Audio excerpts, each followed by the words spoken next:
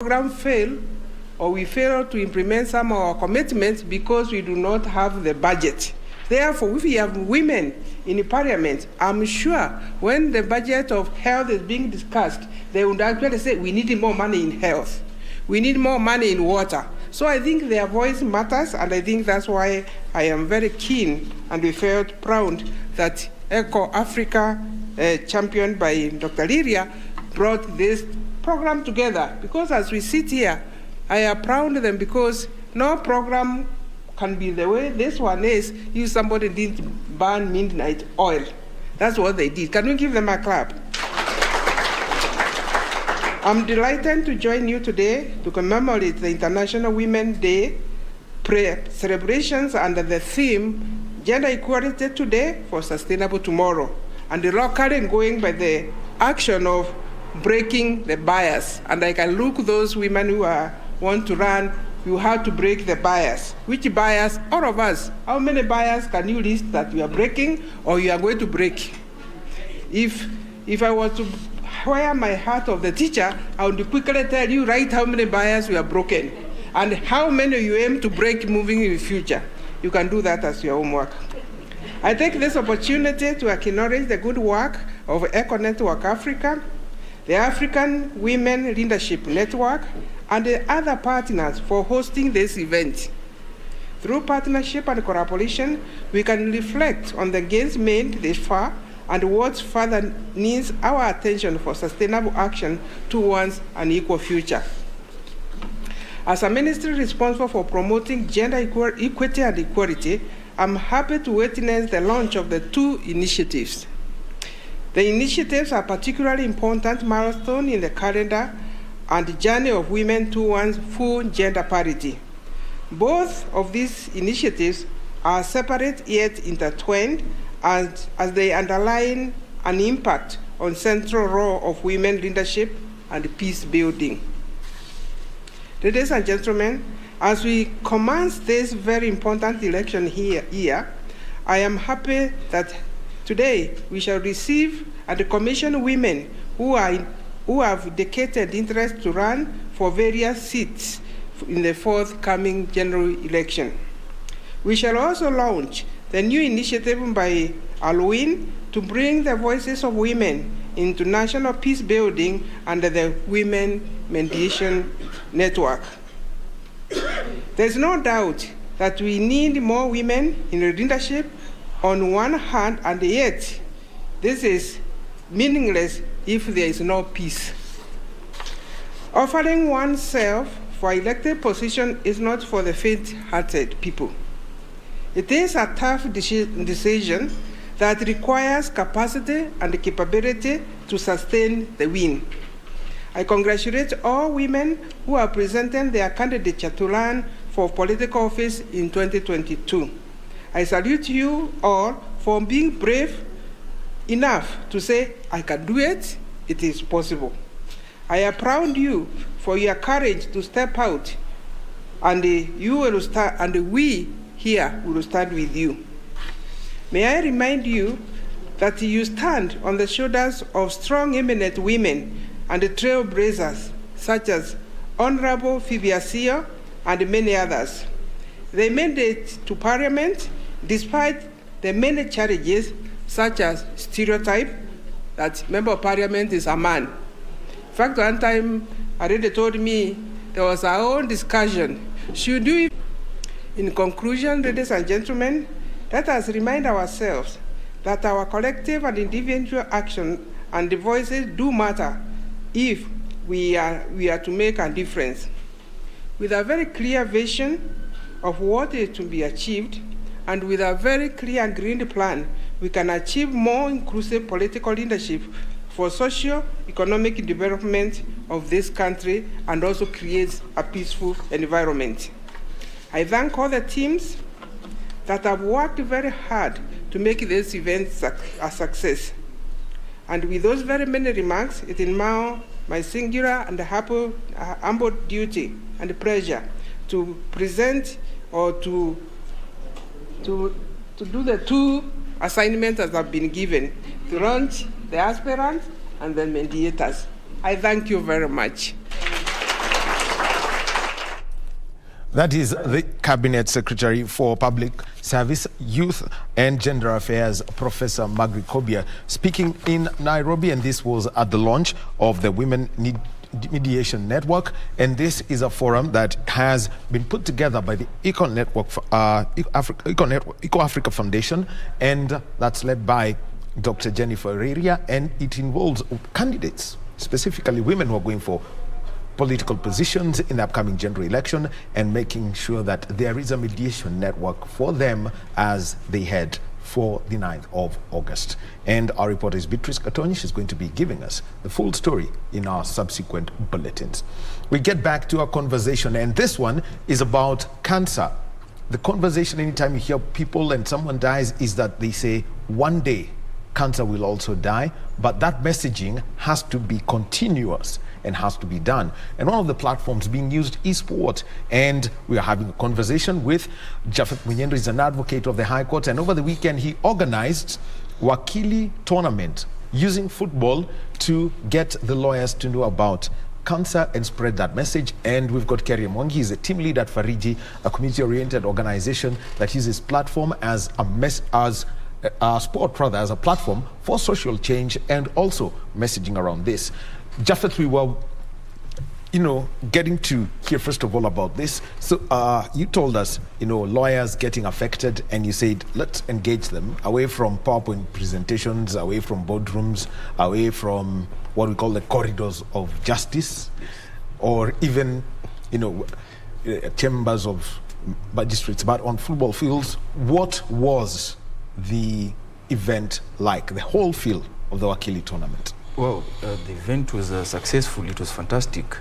Wahome, we had 23 teams turn out. 23 teams registered on time. Teams were to have registered by 3rd of March 2022. But maybe due to some logistical challenges, some teams came as of on the D-Day. All right, let me interrupt you. Yes. And let's move over to another function where the Cabinet Secretary Eugene Wamalwa is speaking, and this is based on building local government. 14 East African countries meeting in preparation for the Afri-Cities Summit of 2022. Let's listen to Cabinet Secretary Wamalwa. Drum up support for the Afri-Cities Summit that will be held in our very beautiful lakeside city of Kisumu.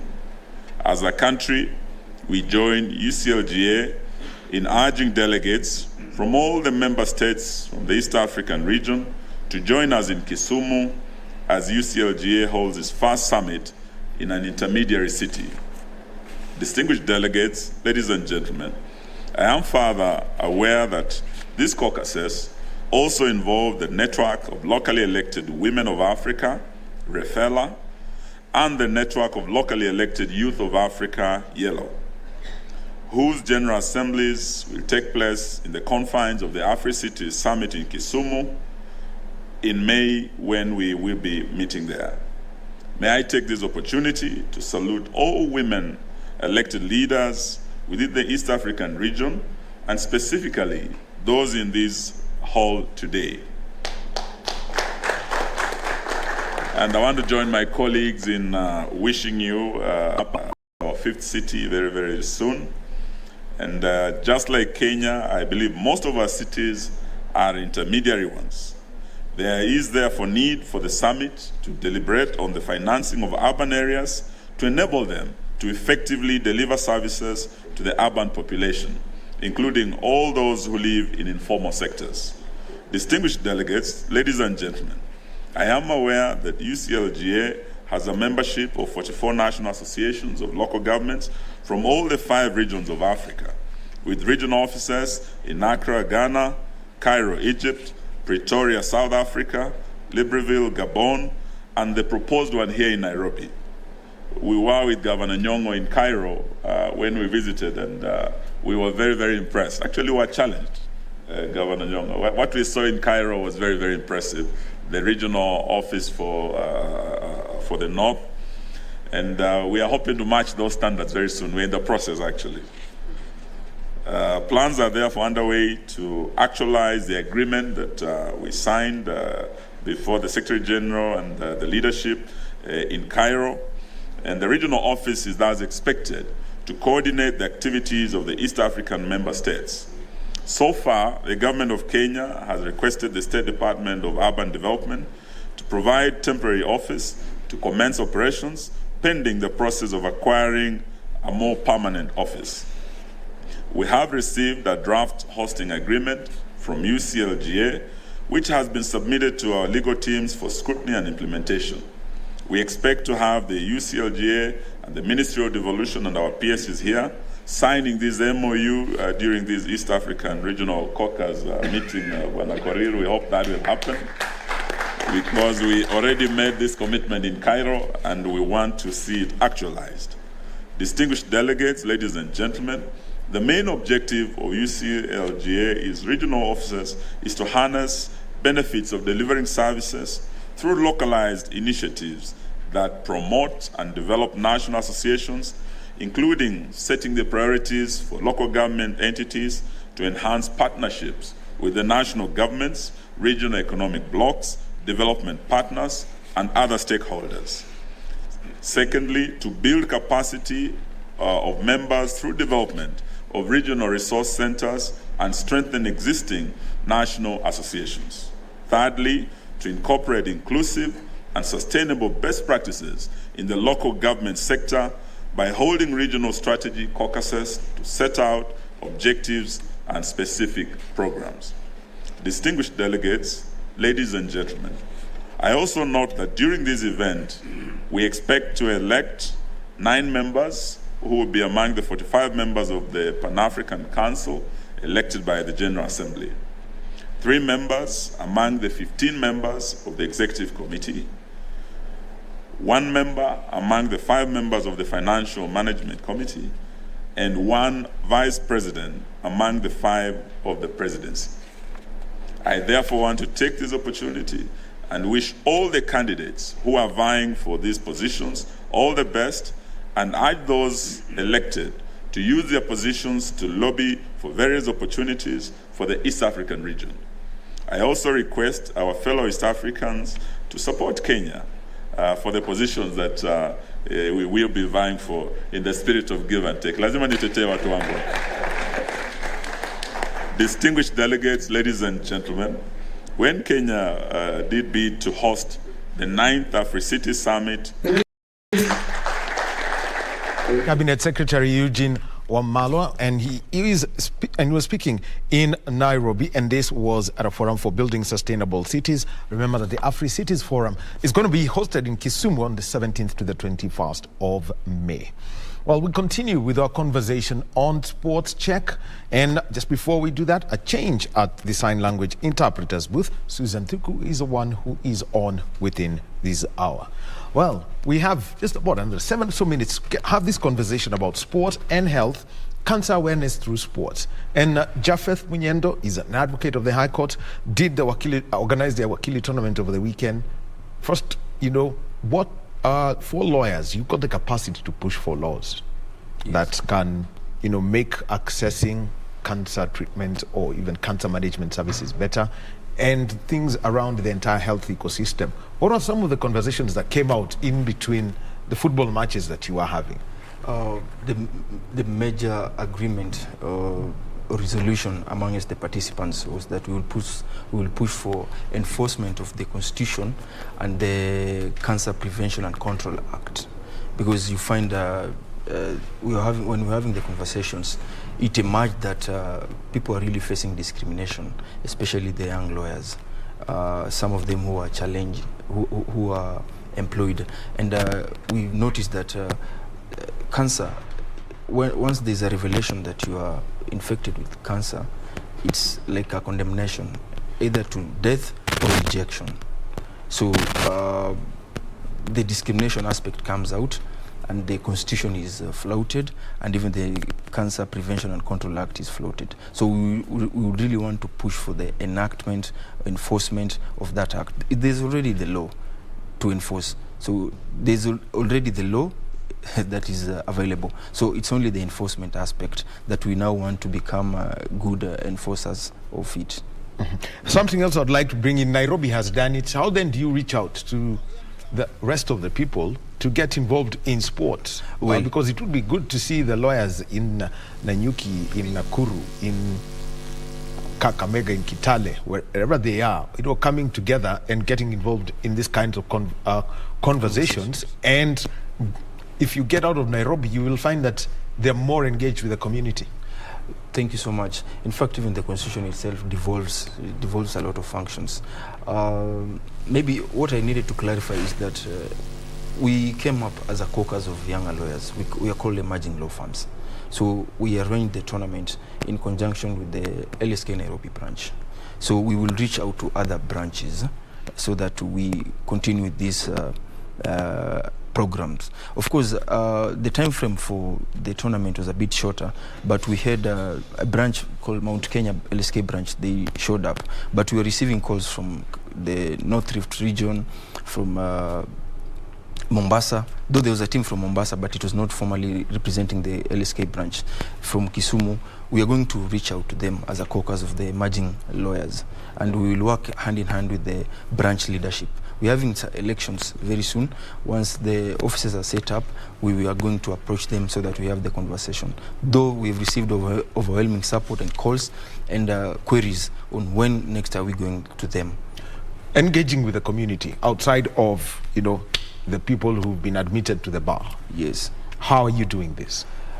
There are several programs which we do run, but now this, LSK itself does its own programs. Maybe I may not have the requisite permission to speak. Brother Chutsi has just said, more and more is not to focus on how do we then pass the message to outside the communities which are affected. Remember, some of the things that came out on Saturday also was on property law, on insurance law, on succession law. As soon as someone is diagnosed with a terminal ailment, cancer being one of them, like I'm the breadwinner, succession planning, those kind of conversations. And this was the bigger community out here. They are afraid of lawyers. I was telling Chutsi, the moment you go to mashinani and mention unaenda kwa wakili, now the conversation starts. It becomes cold. It becomes cold. So, but them just seeing lawyers coming together, having fun, playing football, and as we said, kicking football, kicking cancer out, it warms the bigger community and say, oh, at the end of the day, behind the corridors of power and the suits and all, they're brothers and sisters. Last but not least is gender equity. There's something Madam CS has mentioned about gender equity. The teams we had on the ground were 8-2. 8 gents and 2 women participating per team. That is important to bring out and just to appreciate gender equity as important. Thank you. All right, Chutsi, then you are doing well. And we hope to see you engaging the people more as this comes in. Chutsi, that's a nickname that Japheth Munyendo goes by. I have avoided it until Kerry brought it up. And so eventually, somehow, when people are friends, like I mentioned at the start, they support Tusker FC, but the trophy is going to Kakamega Homeboys. Prepare to hand it over. Thank you very much, gentlemen. And remember, yes, in May, you're doing the Day of the Boy Child. We want to see what you shall be doing, Kerry Mwangi, through Fariji. We take a short break, and when we come back, let's talk about esports. There is a Kenyan who's going to represent the country in Nigeria, and there's $15,000 up for grabs. So you can start doing the calculations and see how much involvement there is in e-sport. We're going to be joined by Peter Mumu and Ronnie Lusigi next.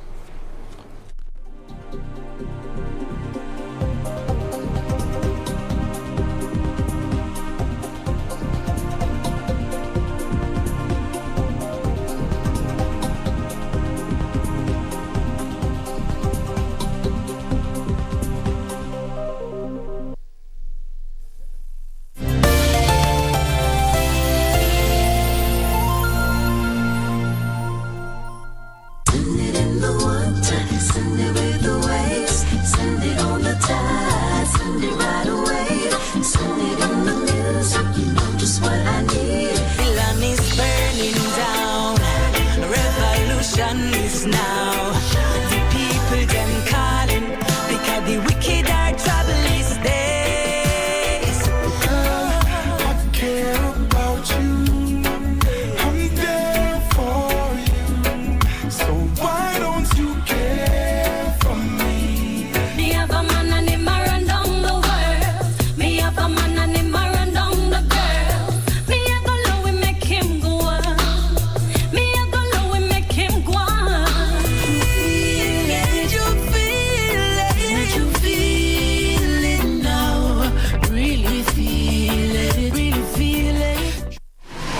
Log on to the KBC website at www.kbc.co.ke to get the latest breaking news, entertainment, sports, politics, lifestyle or business trends from Kenya and around the world. Never miss new episodes from your favorite TV shows, reruns and movies. Just stream online or watch live on your YouTube channel at KBC Channel 1 TV shows. For the day's biggest stories, trustworthy news and family entertainment, log on to KBC Channel 1. Watch what you want anytime, anywhere.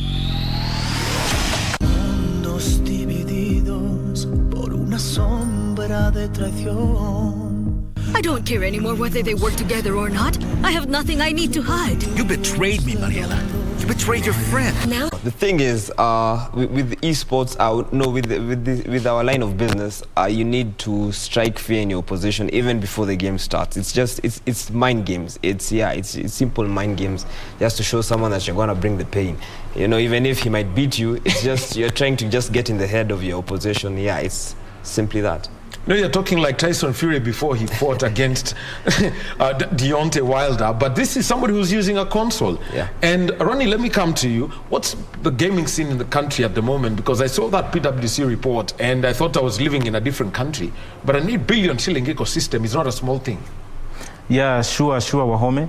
At the moment in our country and across the world, more and more people are playing video games. Some through their mobile phones, some through their PCs, and some through the consoles, which are the most common in our country. And it's crazy because every hood you walk into, you'll find a PlayStation launch. Every place you go, you'll find someone playing on their phone. So the video gaming industry in our country is on the rise. In the world, it's on the rise. And now it's our duty to have the organized competitive gaming, which is now esports. And as you've known, all over the world, sports federations are taking it up as a division. So we're also trying in our country to bring it to the fore as a sport.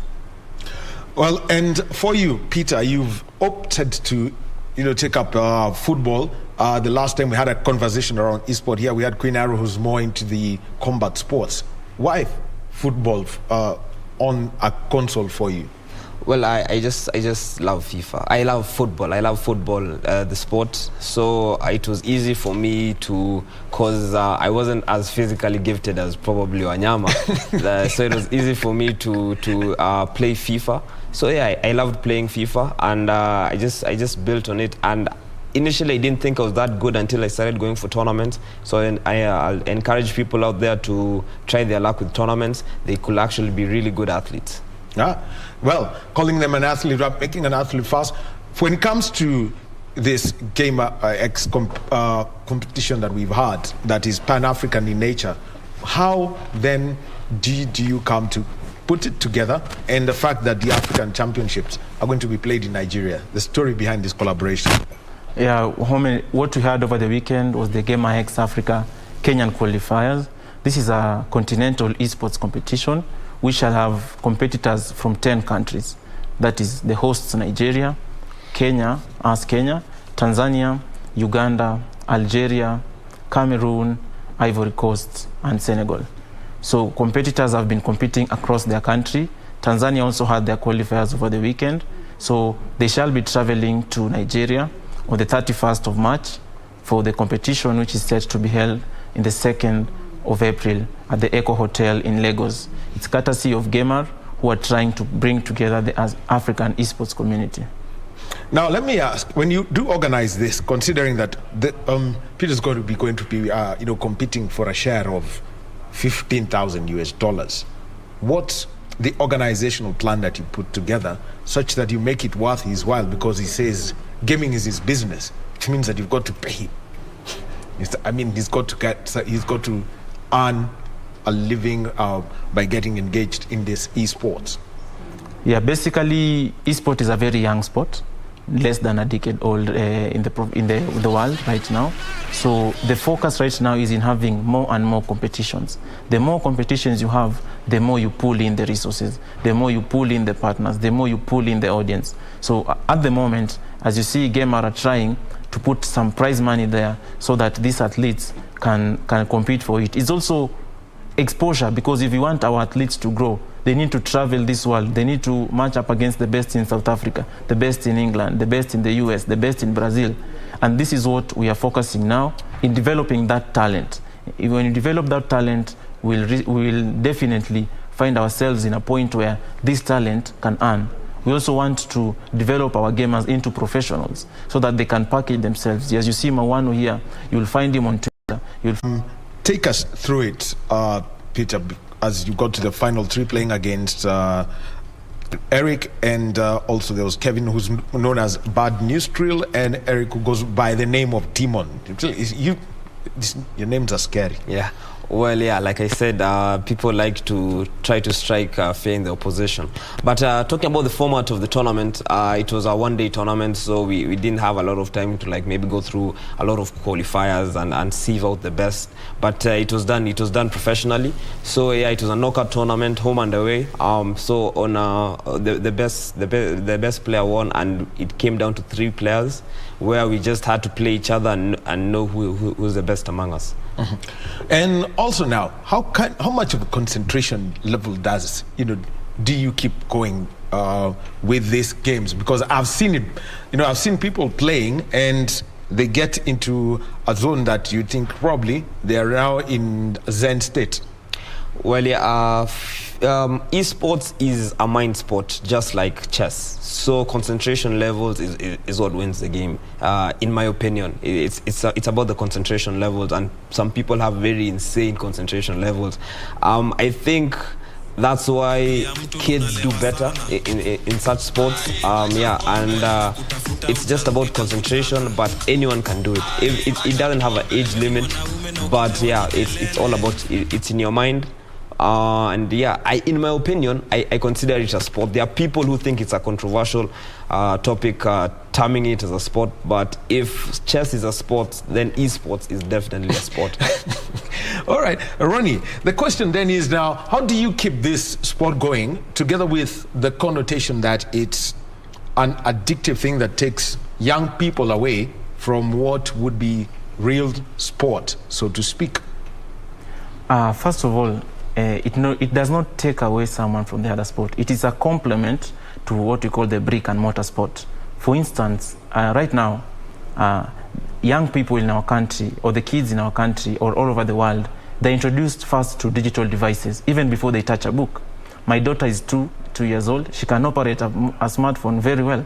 So her gateway to that sport, if it's soccer, or if it's racing, or if it's basketball, will be a digital device. She will interact with, if it's football, on a smartphone. When she goes to school and she has the option, do I play football, tennis? She remembers, I've played football in my smartphone. If you're also trying to pull in more funds to a sport, it's also another avenue. We've seen what, for example, EA Sports have done together with leading organizations in football, like the Ligue 1 of France, where they have an esports competition. And through playing these video games, people become fans of Ligue 1. It translates into buying of more packages for them, more TV rights, buying of more merchandise, and other things. So I'd really say that esports is a complement to traditional sports.